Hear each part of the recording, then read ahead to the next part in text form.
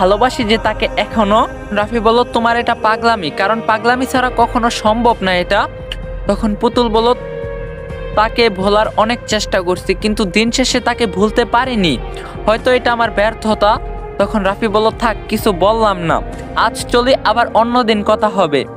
তখন পুতুল বলল তুমি একটু সাবধানে থাকিও। তখন রাফি বলল কেন? তখন পুতুল বলল তোমার বাসার লোক ভীষণ ডেঞ্জারাস। তখন রাফি বলল একদম বাজে কথা বলবা না, আমার পরিবারের লোকজনকে আমি ভালোভাবে চিনি। তখন পুতুল বলল ওহ, জানো আমার এই অবস্থা হবার কারণ কি?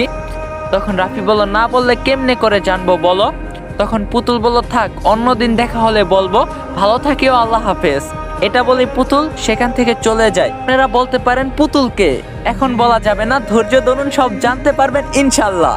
তো এরপরে রাফি আর কিছু জানতে না চেয়ে বাসায় চলে আসে। এসেই দেখে সবাই খেতে বসেছে। এমন সময় রাফির মা বলে ওঠে রাফি ফ্রেশ হয়ে আয়, এসে খাবার খাবি, খেয়ে নে। মায়ের কথা মতো রাফি ফ্রেশ হয়ে এসে খেতে বসে সবার সাথে। এমন সময় রাফি তার বাবাকে বলে বাবা একটা কথা বলার ছিল। তখন রাফির বাবা বলল বল, কি বলবি?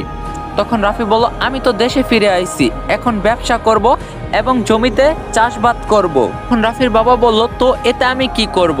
তখন রাফি বলল কিছু করতে বলছি না, শুধুমাত্র আমি আমার জমিগুলো দেখায় দাও যেগুলো আমি বিদেশ থাকতে ক্রয় করছি, আর হ্যাঁ 14 লাখ টাকা ক্যাশও দিয়েছি, ওইগুলো দাও, ব্যবসা করব।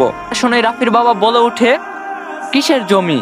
তখন রাফি বলল আমি বিদেশ থাকতে যে জমি কিনছি আমার নামে ওই জমি। তখন রাফির বাবা বলল সেই জমি তোর একার নামে না, হাসিবও সেখানে পাবে। তখন রাফি বলল মানে ও পাবে কেন, বুঝলাম না। তখন রাফির বাবা বলল দুজনের নামে আছে তাই পাবে। তখন রাফি বলল কিন্তু বাবা এই সব তো আমি নিজের টাকায় কিনেছি। তখন রাফির বাবা বলল যে 1 বিঘা জমি তার, আবার এত কথা? বাবার মুখে 1 বিঘা কথাটা শুনেই রাফি বেশ আশ্চর্য হয়।